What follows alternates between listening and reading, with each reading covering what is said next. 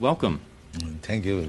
You founded the Hare Krishna movement some 7 years ago in 1967, did you not? Yes. In a capsule, what is the movement?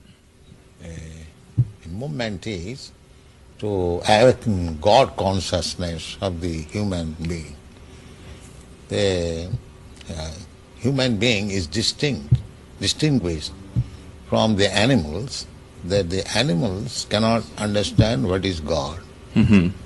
And if the human being also does not understand what is God, then he is enemy.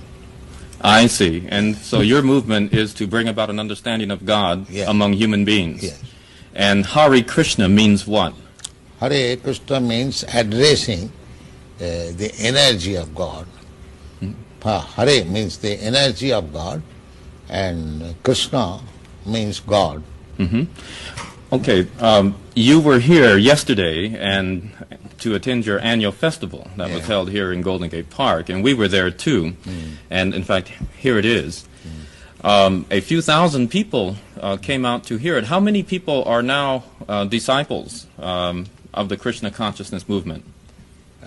Dedicated life, about 10,000. About 10,000 dedicated in ones. the Western world. Mm-hmm. Your Grace, is there any significance at all in the shaved head? Why are heads shaved? We keep ourselves very clean, that's all. Oh, it's just a cleanliness thing? Yes. Is there any significance in the color of the robes? At least at the present moment, people think that by keeping long hair, it becomes very beautiful. I see. Yes. So we are against it. Mm-hmm. Just as simple as that. Is there any significance in the yellow robes? Yellow robe is the dress, those who are dedicated. Mm-hmm. Yes. It could very well have been a blue robe. It's just something that was arrived at. This saffron.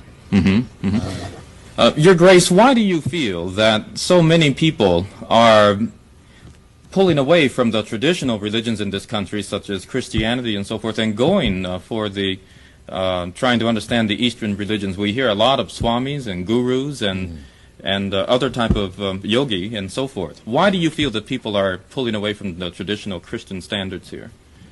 But we see that the Christian churches, especially I have seen in London, mostly closed.